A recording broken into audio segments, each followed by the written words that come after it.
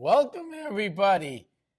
Welcome to the Trails and Sales event. We're going to do something called Haunted Essex County, where we're going to go up and down Essex County, and we're going to talk about some of the haunted sites, some of the stuff that the Essex County Ghost Project has done. I want to thank everybody. This has been a great year for Trails and Sales. It's its 20th year, and I can't believe 20 years has gone by because I remember when this first started. I know I'm ancient. I know I've probably been reincarnated a few times in my life, but I know we're ancient and it's fun. So we're having all sorts of fun here tonight. We're going to be live. We're live on channel 8 in Lawrence, channel 98 in Methuen, 99. And we're also live on Facebook, on our Facebook page. We're live on Tom Live Facebook page. We're all over the place tonight. So just a quick thing about Trails and Sales, and then we'll get to the meat and potatoes of what we wanted to do tonight. So Trails and Sales, hey Shay, thanks for tuning in. Trails and Sales was an event that was formed 20 years ago by the Essex National Heritage Commission. Essex National Heritage Commission was formed to help bring tourism to the Essex County area. The region that is covered is from Newburyport to Nahant, Saugus, and from Gloucester to historic Lawrence, where we are tonight, in historic downtown Lawrence at the James R. Ross Studios at Lawrence Cable TV. We're very excited to be here tonight, and it's very exciting, and the staff did a great job again getting this ready so we could be live all over the world. And that's a great time to enjoy what we're doing. So, without further ado, we want to talk a little bit about spirits and hauntings. You know, it's that season. And I want to tell you right now, if you're into the paranormal, it's going to be a very exciting October. The veil is real thin out there. It's the thinnest I've felt it in years. The veil is the fine line between life and the afterlife. Ooh, the afterlife. What a great place to be. The afterlife.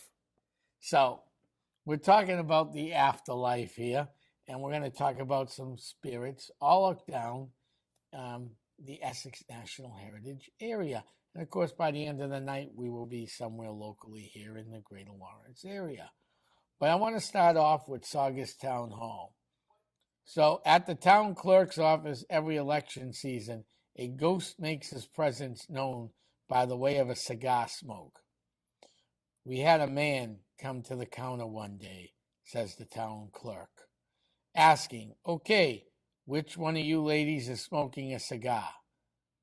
As for the ghost's identity theories include the building inspector who passed away while in the office, a philanthropist named Charles Bond, both known to enjoy a good cigar. Regardless of the spirit, is welcome among the employees, is fond of them. The smoke was last detected when a longtime employee, Patty Fickwinger, visited the office while on leave. I'm convinced he came to see how Patty was doing, according to this article. So keep up the good work, everybody in there. And let's get a little off track on this one. Charles Bond. Yes, he was good for cigars, too. And Saugus, they used to produce tobacco, grow tobacco, and produce cigars during the American Civil War. So that is exciting news as it is. I'm very, very happy of that one. And Charles Bond, they were supposed to name a school after. And that school is also haunted by the spirit of Charles Bond. Essex County Ghost Project years ago went into that school, and we got on video somebody walking near the stairs. You could hear the footprints near the stairs. It sounded like somebody with Civil War boots on, and it was pretty cool to get that. So yes, the spirit of Charles Bond floats around Saugus, Massachusetts. What a great time. Let's go over to the Garrison Inn in Great Newburyport. Newburyport, a seaside community. Why would that be haunted? Well, just think of all the people who went out to sea and never came back, just like in Gloucester and other seaside communities. Newburyport was the hub of the Merrimack River community, and that's how we have what we have today in Newburyport. But now it's all restaurants and shops, and they've done a great job out there. But we want to talk about the Garrison Inn. Ask any Newburyport native, and you'll find the room 408 is said to be haunted by Sarah White Bannister, the heir to the building's original owner. Staff members have seen her there in the past. Recently, in a nearby room, a woman staying there alone described talking with a little girl. Another occurrence caused with the housekeeping staff and the alarm. When they heard what they thought was rushing water from the third floor, no guests were scheduled to be there, but inside they found the television was blaring static. Even now, the television can be still heard turning on and off as the staff passes the doorway. Very interesting. Rose, thanks for tuning in. I've never investigated that place yet, but eventually we'll get out there. The Old Hill Burial Ground. Scenes of this impressive Newburyport cemetery just out awkwardly from the grassy hills in all directions. Established in 1729, this cemetery has earned quite for grave robbing reputation. The infamous Pierce Toon, who has suffered 3 known break-ins, the last which prompt the crypt tightly to be sealed by a wall of brick. The tomb is rumored to be haunted by a man and woman who have been spotted leaving in the evening only to return at night. Old Hill Burial Ground, we actually went out there and investigated. And we picked up a lot of stuff near the Pierce tomb. We picked up EVPs. We picked up, we heard something. We just couldn't figure out what it was with our own ears. Throughout that cemetery, we had plenty of EVPs that night, electric voice phenomena, pickup spirits, and a whole bunch of other things. So if you get a chance, take a walk during the daytime out there. Not at night, but during the day. At night, you need permission. Yes, you can go ghost hunting during the day. You don't have to go at night. So that's just a couple things there in Newburyport. Let's see. We're going, oh, yes, we're going to go down to Gloucester, Rockport area. Another seaside, seafaring community with a lot of spirit activity. We're driving through there the other day in broad daylight, and you could feel all these spirits just looking at you, trying to figure out what all this traffic is, because when they were living, there was not as much, there was traffic, but not like it is today. But it was very interesting going through Gloucester, right through the downtown by the Fisherman's Monument. Hey, Curry, thanks for tuning in tonight. Anybody that's tuning in on the LCAT 1-2, I want to thank you for tuning in. So we're going to go to this place called Dogtown Common. Dogtown is just, it's a area that was once a town, but after the War of 1812, it kind of dissolved into Rockport and Gloucester.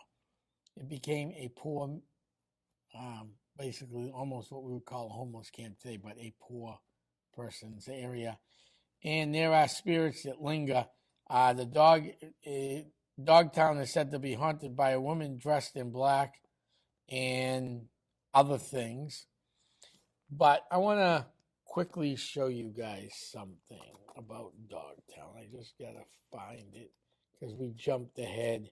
I was thinking the best way to do this, and oh, here we go. Okay, folks, Dogtown. So Dogtown is now a wooded area.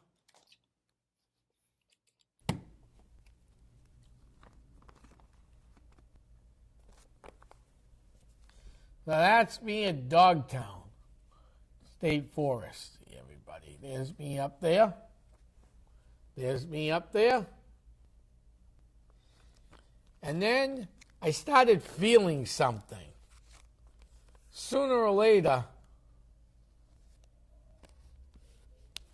yes, that's the place with words on the stones. Sooner or later, I started feeling something that wanted to say hi. So I'm a channeler. Channeling means you allow the spirit inside your body of whatever ghost is around. And all of a sudden, the next picture in the frame is this. The next picture in the frame is this. As you can see right near my finger, you will see a lady who has a sailor's hat on. Lady with the sailor's hat near my finger. This was taken non-digital, so these were taken with 35 millimeter film. So, caught that nice lady over there. And then you will see in this photograph at Dogtown, me coming out. So I'm back to being me. These were taken in sequence order. The first one of me going under, the second one with me under, and the third one with me coming out, as you see here. So that was an interesting time at Dogtown. We also picked up a lot of EVPs that day and a lot of questionable things. If I remember correctly, my memory serves me right, we did hear a dog bark too. So Dogtown does live up to its billing. It's a very interesting place, great place to go walking in Essex County, in the Essex County Greenbelt area. It's all having a great time. Alrighty.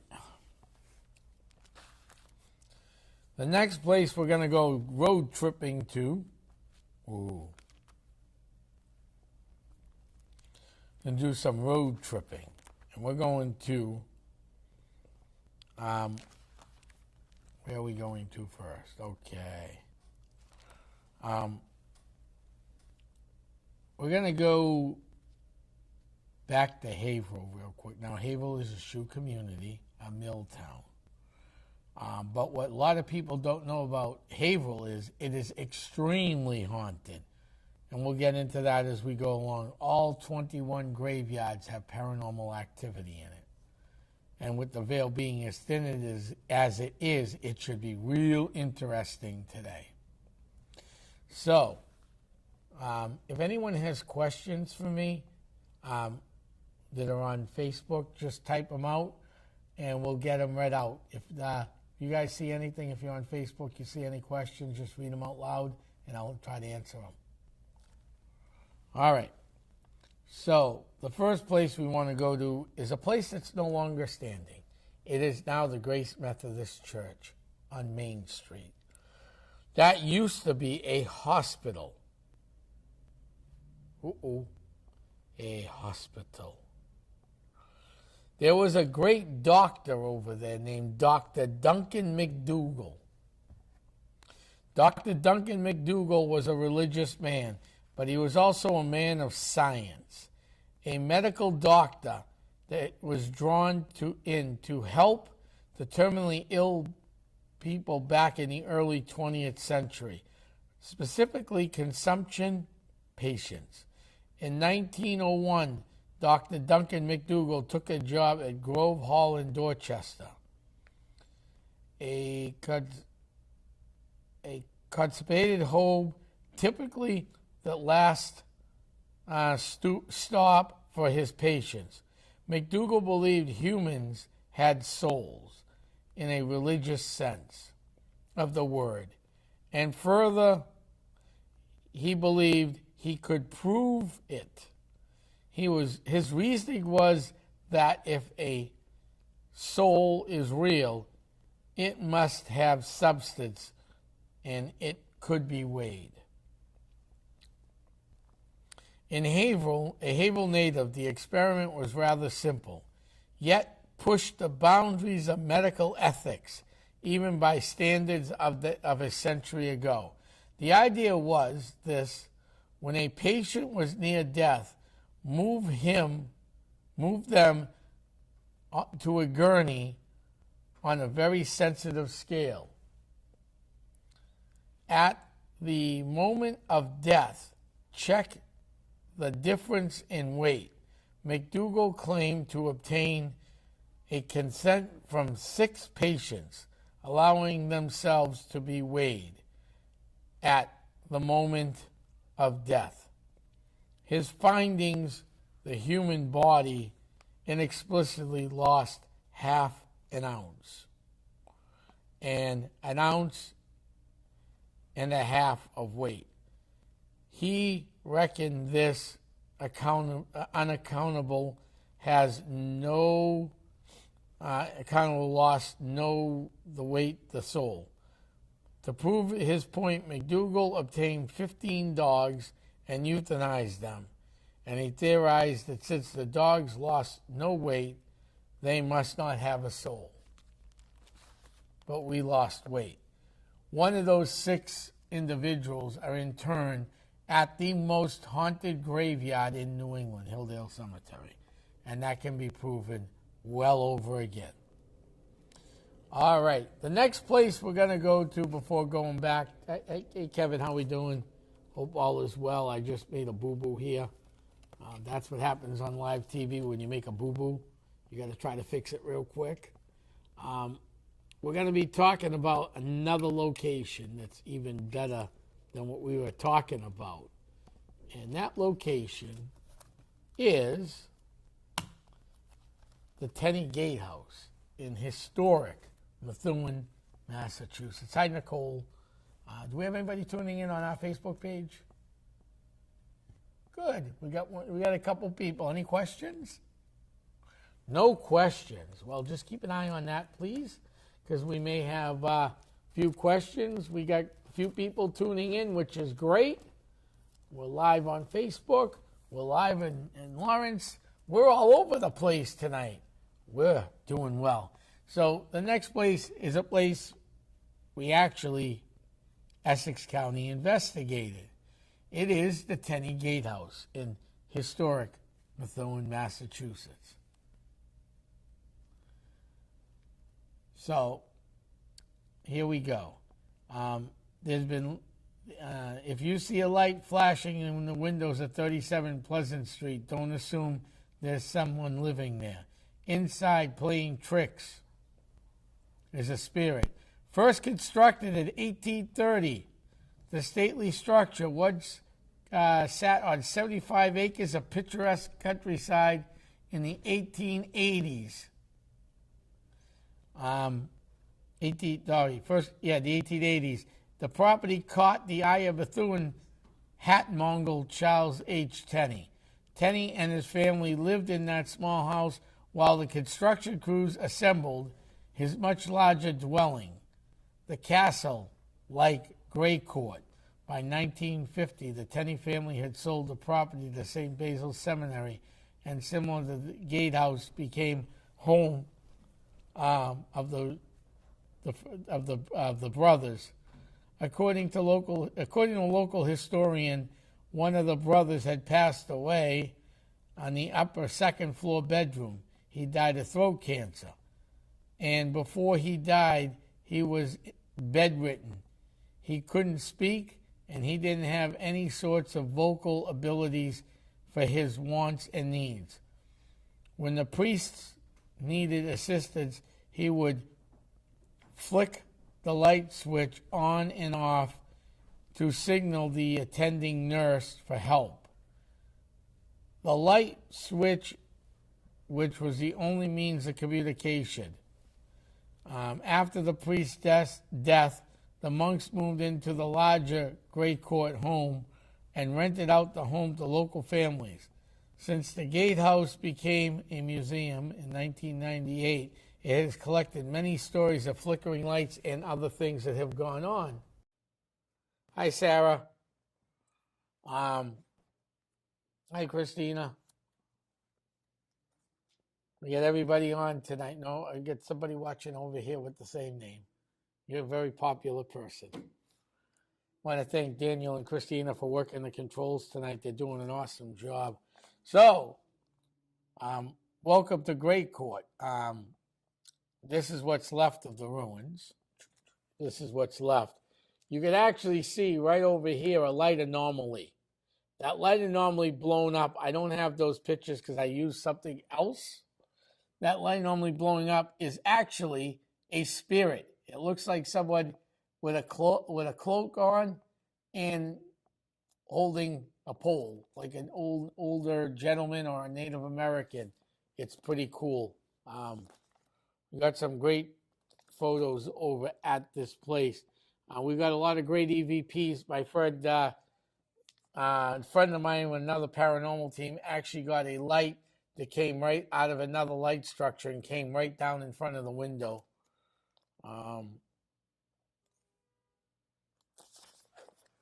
You can see on this one too, we have some type of anomaly right over here, and then a light anomaly up here. So the light anomaly up here, and some type of anomaly here, and you can see it over here.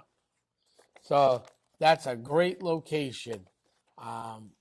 We've been in there during the daytime and did a couple live shows over there, and boy, did we have some fun.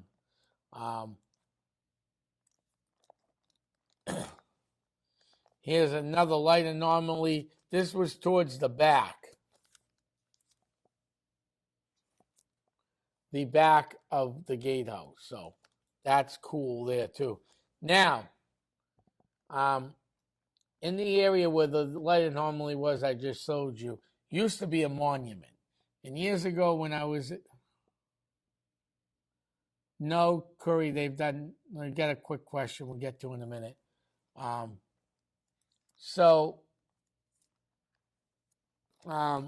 Where that last anomaly was shown, there used to be a gold statue that got stolen over there. So the old team I was on brought in, now he's a good friend of mine. At the time I didn't know him, but my friend Gavin Cromwell from the UK.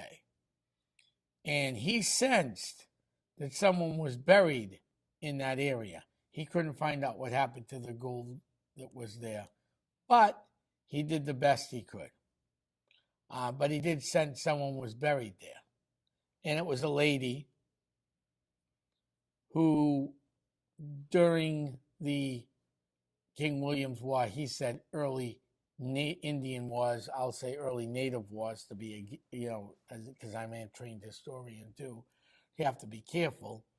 So I'll paraphrase what he said because he's not a trained historian. He's a trained psychic and a darn good one. He was on a UK show for years out of the UK. But he picked up, walking over this area, a grave, not a graveyard, a grave, of a lady who was taken captive by Native Americans and had her baby killed. Now, we can't prove anything. That is just what the psychic said. The only story told like that is Havel's own Hannah Dustin.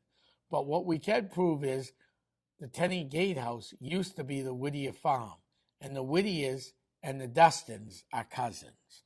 So there is that one outside chance it could happen. I got a better picture of that one, so I want to show you that real quick. That's that Native American thing. That's that. And that's that there, folks. Now, we had a question. I didn't see it at first. It's on the top Facebook page. So I'll read the question out loud so you people are listening at home will know what we're talking about. Has anyone done further research on soul waiting? Or could that be from letting go the fluids after passing? To my knowledge, I don't know. I didn't really go deep looking into it. I was told, though, some of his theories of the soul have been broken up by scientific research. And probably the weight he was talking about would have been fluid discharge. So that is interesting to know, I must say. But it's still an interesting theory. And, we'll see what happens down the road. But,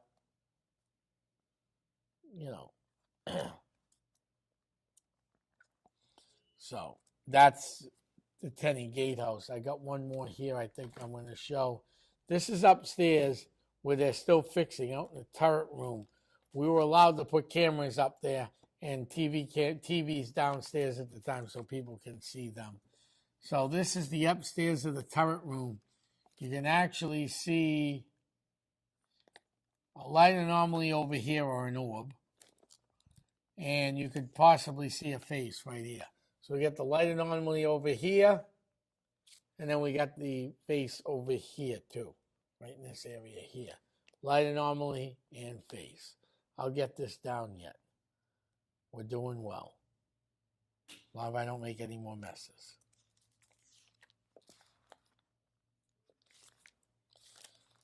So, some of the other stuff that's interesting. Let's go to my second home, graveyards. I love graveyards.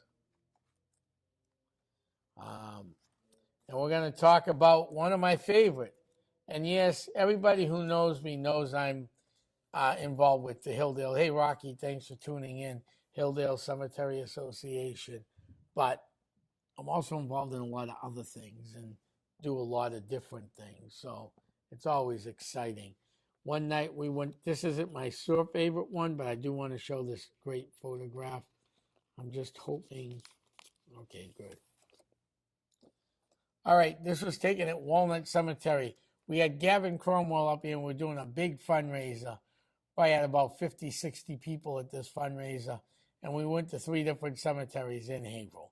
And we ended up at one of the most haunted graveyards in New England, if not the haunted graveyard. But this was taken at Walnut Cemetery. Pretty interesting photograph. Walnut Cemetery. Walnut Cemetery. I don't know where this anomaly came from, but you could actually, it looks like a mist. It is a mist with a face in it and someone holding a gun. So that was there. Walnut Cemetery is also home to the Whittier in schoolgirl poem Lydia Air that also has some hauntings in there, which we will get to. But I think the first place I want to start, the next cemetery, I only found this cemetery out because of a real good friend of who she at one time she actually had a paranormal team, and she did really well with it. And now she's actually a member of Essex County Ghost Project, and we were in that cemetery one night, and some pictures were taken.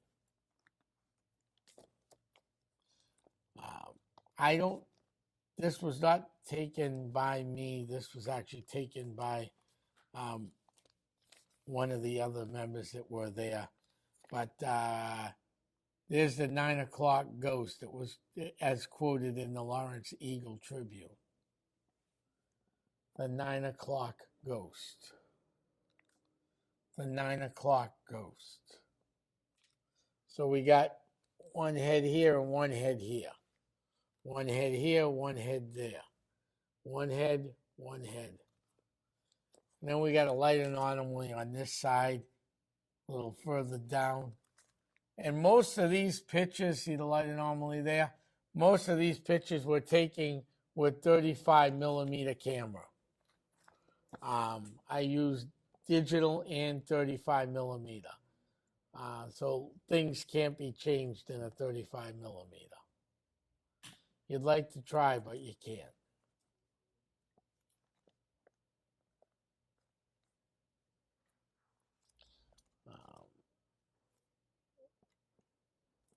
There were a lot of light anomalies in that cemetery. We've been back during the daytime, and I'm going to talk a little bit about that area. I don't have a lot of pictures to show, but you have the children of Israel. And then behind it you have Whittier's Haunted Bridge.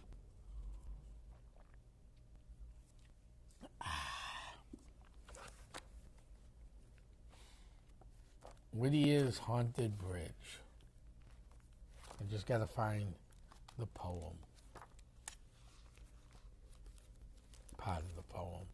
So Whittier wrote this. It's on, there's a bridge that goes out back. It's a very old road. And it goes all the way back, and it's the old road to Merrimack, Massachusetts. And it's called the County Bridge Road. And I have an excerpt of the poem here. It's a very long poem, and I don't want to bore anybody with it. So this was written by John Greenleaf Whittier. Shad Parish still continue much the same. The unworried ghost still watches the county bridge, or walks through the clattering truth and the eyes of flame. From his old station up on Peter's Ridge, nay, smile not, reader, as the truth receive it. Shad Parish women, to a man believe it. So that's one little of the Whittier County Bridge. Now, that's one of the Whittier's County Bridge. I'll just show you the excerpt here. I got it. There's no picture of the bridge. I don't have it with me, but there's the excerpt, folks. Right there, right there. And we've investigated that more than once in the last couple of years. And when we went out there the last time, it was really, well, one time we went out there, did the live show. We went back with another group of investigators. Hey, Reverend Larry Elwood, how you doing, sir? Hope all is well up there. So we went back with a group of investigators, and we walked it. We were walking the old County Bridge Road this one particular Sunday afternoon. There was my tech guy there and two investigators. And it was an interesting walk. As we were walking, I could see a guy with acid wash jeans. He looked like something out of the 70s, walking.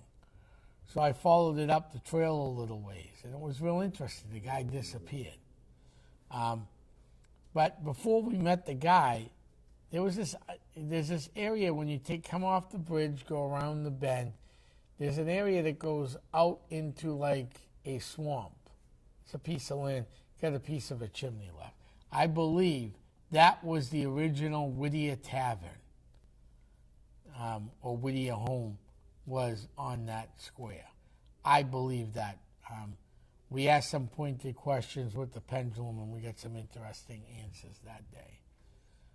We walked that whole road right out to the end.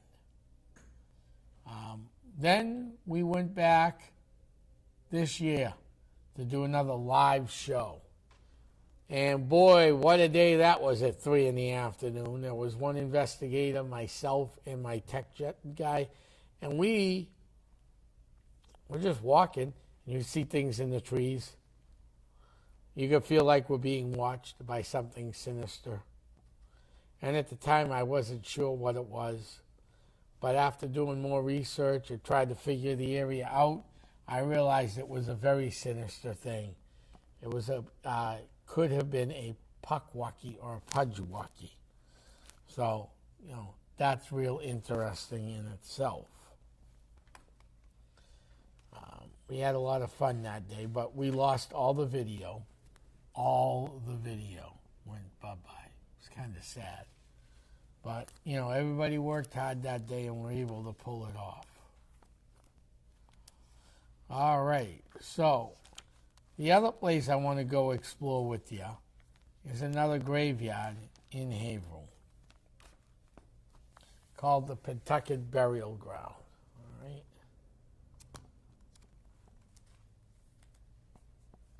You just flip open the book here. We've been in there a bunch of times.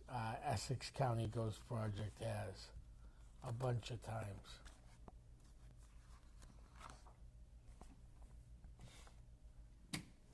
All right. Also, too, Whittier wrote about John Greenleaf Whittier wrote about the Pawtucket graveyard. And our vales are sweet with fern and rose. Our hills are maple and round. But not from them our fathers chose the village burying ground. With scanty grace from nature's land, and none from that of art, a winding wall of mossy stone, front flung in broken lines, a lonesome acre thinly grown, with grass and wandering pines. Without the wall, a birch tree shows its dropped and tasseled bead. Within the strong barned sumac grows, ferns leafed with spikes of red. There, sheep that graze the neighborly plain, like white ghosts come and go. The farm and dogs, the farm horse drags his feedlock chain. The cowbell tinkles slow. Low moans of the river from its bed. The distant pines reply, like mourners shrieking from the dead. They stand part and sigh. Unhatted unites the summer sun. Unlocked the winters that blast. The school girl learns the place to shun, where glances backward out. All right, so we were in there plenty of times through the years. This was right at the front entrance. Right at the front entrance. Right at the front entrance. Right at the front entrance. Before I was and I started Essex County Ghost Project to help families and help people and help nonprofits out. I was with another team. And you can't see it here, but we're at the graveyard. And we could feel something was watching us the whole night. Someone sent me these pictures from there. So, like a great investigator does, we're like firefighters. If you see a fire, we don't go running from it, we run into it. Firefighters, that's what they do. Paranormal investigators, they see a spirit or spirit activity, they run towards it while everybody is running the other way. That's what real investigators do. So that night we took the hill. I couldn't find my cell phone. It disappeared. 5 years later, they found it. I still own that cell phone. It was really an interesting story. So we're going to show some light anomalies at Pawtucket. Right here. You can see it right here for the people at home. Right over here for you people.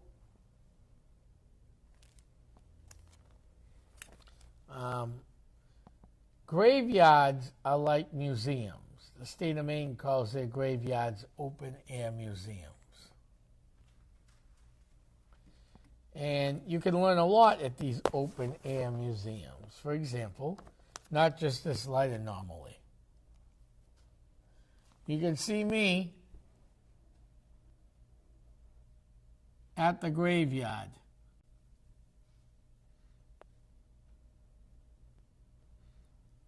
And you can see there's something wrong with me.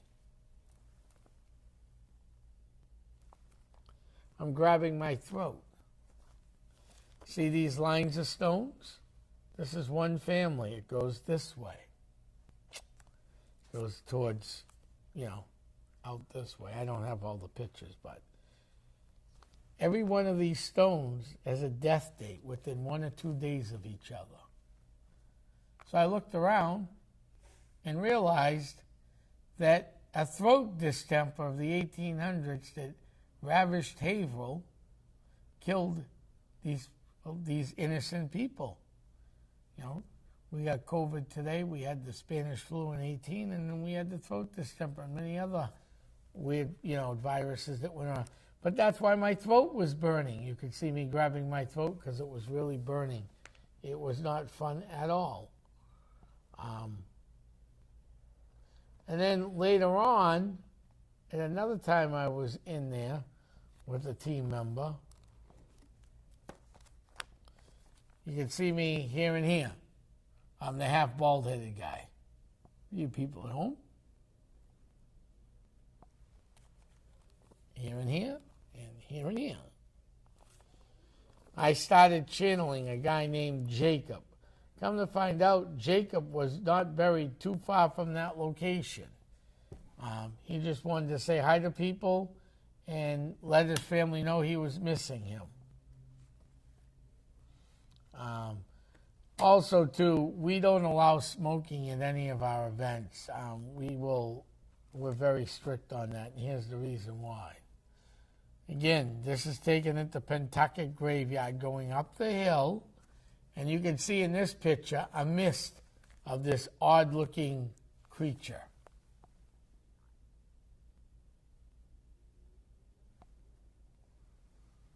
Odd-looking creature of mist. Right in the center of the screen here. All right.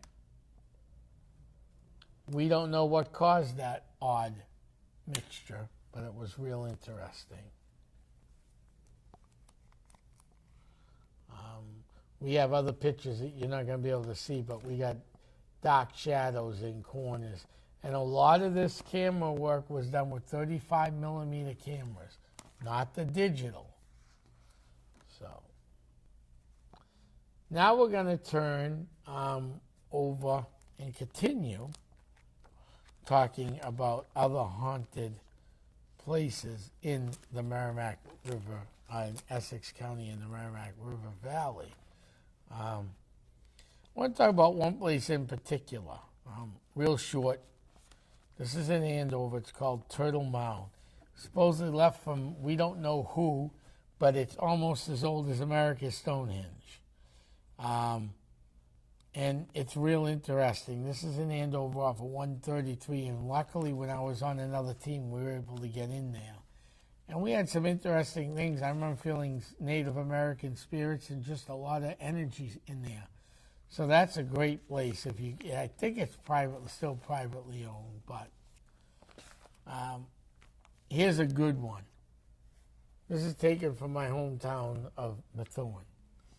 Tuesday, October 25th, 1963. Just picture this, you're watching TV. There was a lot on too. You probably had about 8 channels back then, 8 to 10 channels. And you notice a wet spot in the wall then pop up, then a pop sound. Then you notice a water spout blew through the wall, as if a water pipe had broken.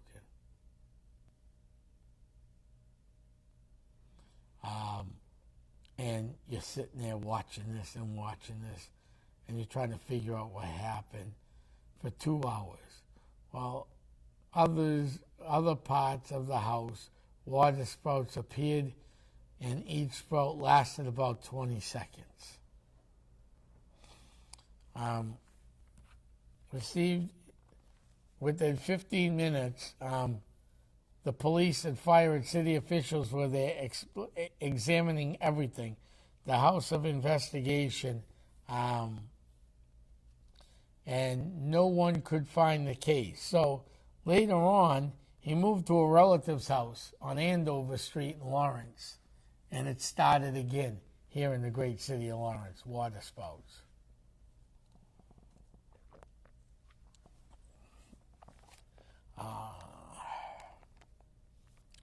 And they investigated, and then all of a sudden, it stopped. The roof was checked, water pipes were checked, everything was checked out, and they couldn't find anything that made sense. And then one day, it just stopped. The water spouts stopped coming. That farmhouse was Martin Street Farm, which is now torn down, and it's located up on House Street. So if you're ever up that way, check out the old Martin Tree Farm. It's now a development. But if you're living in that development, just be aware, that there could be some type of poltergeist activity that may rear its head again. So that will be interesting. That'll be real interesting. So,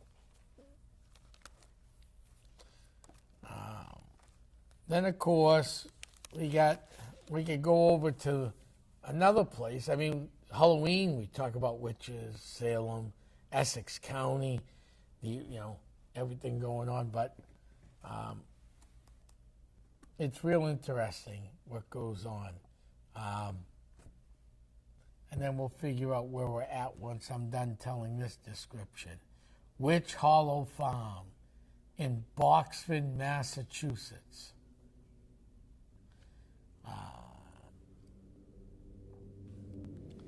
So Witch Hollow Farm is located on Ipswich Road in Boxford, a beautifully maintained colonial farmhouse built in 1666.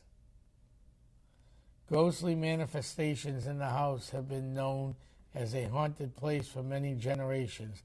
The chief ghost believed to be Mary Tyler, who was condemned as a witch of Salem in 1693 and had lived in the house as a young woman. The most enthusiastic observer of Mary in recent times has been the late Arthur Pinkham, who lived in the house in the mid-20th century and spoke and wrote extensively in his memoirs, and continually seeing the ghost of Mary Pinkham. Was the grandson of Lydia Pinkham, the inventor of the famous women's tonic.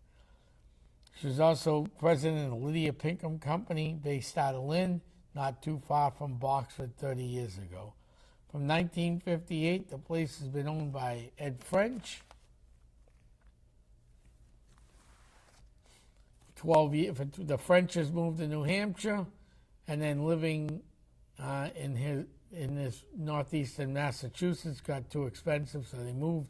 Currently living in the house of Steve and Jean Rich and their 3 children, and the children in their early 20s. The elder Riches have not seen any ghosts, although they feel a presence and hear unexplained noises. Their daughter Sarah, however, a college student at the time of this write-up, had more explicit experiences.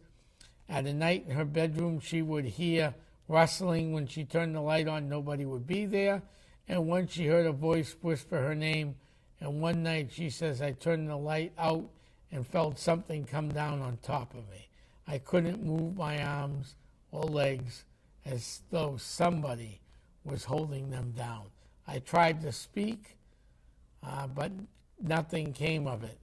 So, there's been other stuff where things have moved and stuff. So check out the Witch Hollow Farm. It's a great location, and it's happy to be there. And we're happy to talk about this haunted excursions through Essex County is what we're doing tonight. Anybody new on Facebook Live? No? Okay. Oh, hi, Caitlin. You're on Facebook Live. Thanks for tuning in tonight. Appreciate that. Lisa, you're on my page. Thanks for tuning in.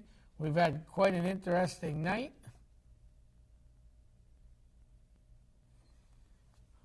All right. So the next thing I want to talk about as we start wrapping down is one of the most haunted, locations, graveyards.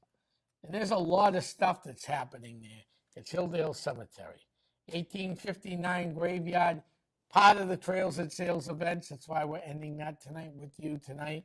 It's part of Trails and Sales this weekend coming up. Yeah, it's a free event again, like all the Trails at Sales events. And I want to thank everybody that has come down. So part of that cemetery, we got a head coming out of the ground. At around 12:05 in the morning, I was training a prospective new investigator many years ago. She took this picture and said, I want to leave. Why would you want to leave a cemetery? Well, folks, she got this picture.